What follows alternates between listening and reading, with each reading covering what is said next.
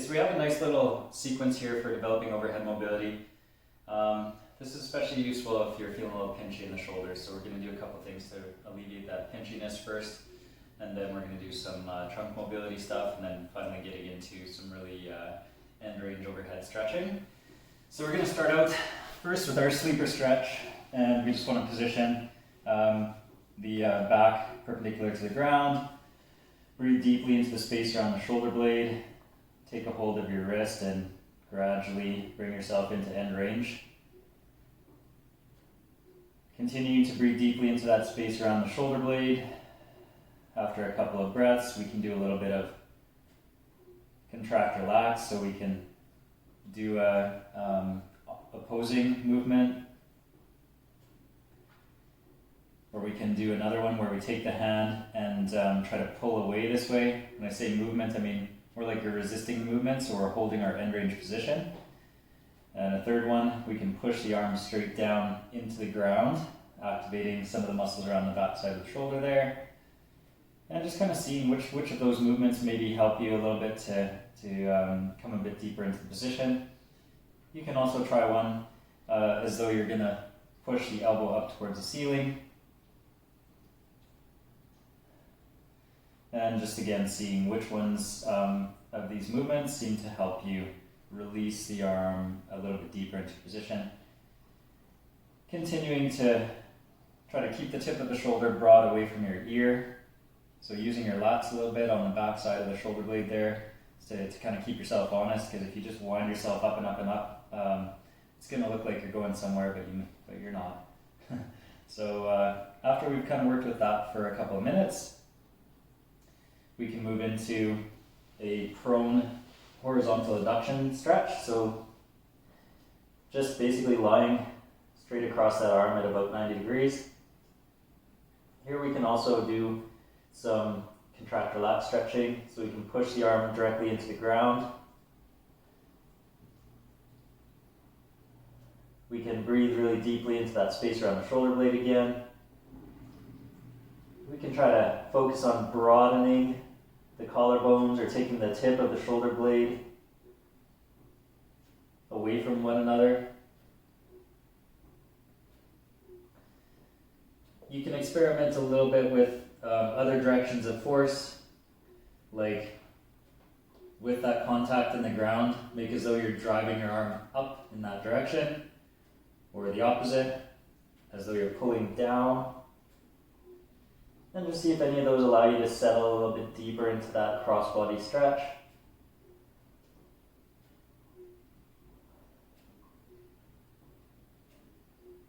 Okay, so the objective of those two is to help alleviate some of this overhead, like sense of pinching here. If it's not, if that's not working, it may be due to something like neck tension that's causing some of that pinching. So you could try some neck range of motion stretches, or that's where some manual therapy or other forms of myofascial release techniques could be helpful. Going forward from there, we can take our roller, and we're just gonna try to keep our heels down low to butt down low to our heels, and lean and roll into this, maintaining some of that curve in the trunk as though you're kind of doing your cat-cow. To get to this position, we're trying to keep the hands pretty much touching, keep the elbows locked straight.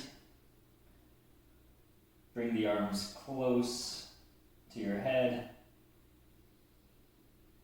Take big breaths in around the ribs and feel your rib cage expanding and driving some stretch.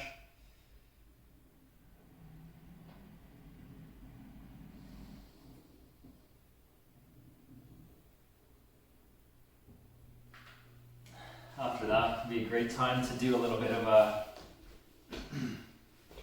foam roll for the mid-back. So we can just try to maintain that kind of flexed position at first.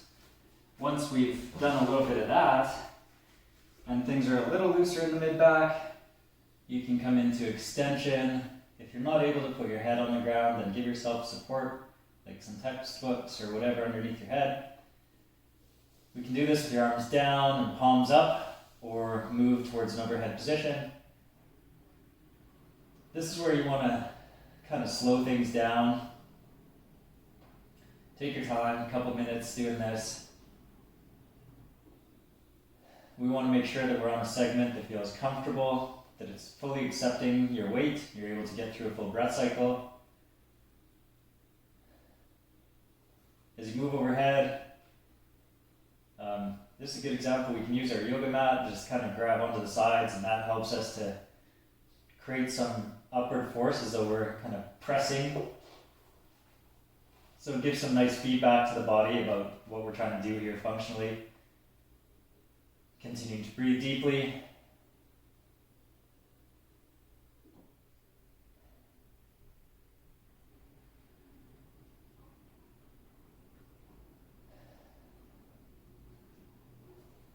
You can also put your hands underneath the couch or grab onto a weight like a kettlebell or slip your hands underneath a barbell overhead.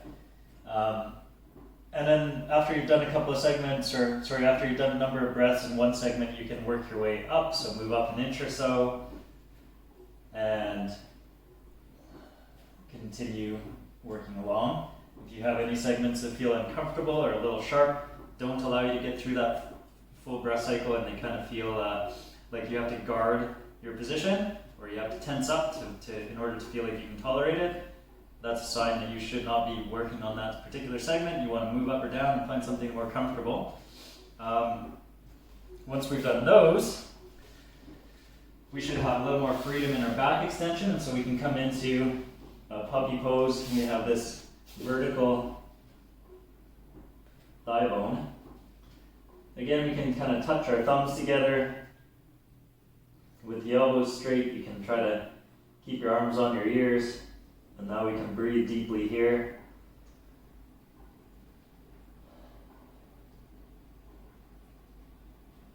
We can use some force into the ground, like a gradual building downward pressure up to near maximal exertion. And then kind of let go of that tension and relax and see if you can kind of sink a bit deeper into your position.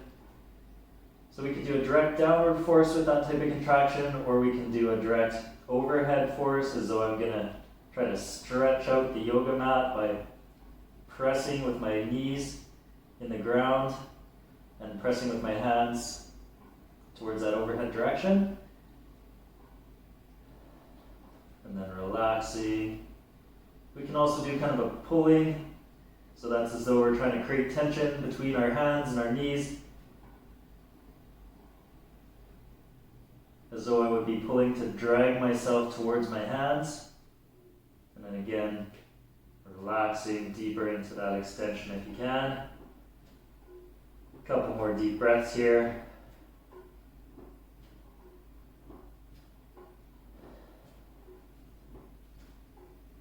Okay, and the last exercise in this sequence is to bring the arm towards that overhead reach towards the opposite shoulder. This is kind of like a classic tricep stretch position, but we're gonna kind of pin the hand onto the spine, middle of the back between the shoulder blades, and in a bit of a bridge, we've got some weight there. So I'm using that to kind of inch myself up. And I'm wiggling my fingers around the back to try to get the hand reaching a bit further down into the upper back. Now with that position initiated, I can take some big deep breaths in around that shoulder blade, and I want to try to segmentally lower myself back down to the ground, starting from the base of the neck, working my way down the rib cage, and still trying to kind of keep contact, or keep my arm as near to contacting the ground as I can. So I'm using my hand overhead here on the elbow to try to help hold the arm down, and I'm also using my head to press on the arm or forearm to help kind of keep that arm back towards the ground. And again, just deep breathing here.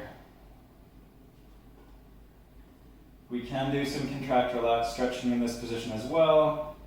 You can try pressing your elbow overhead into your palm.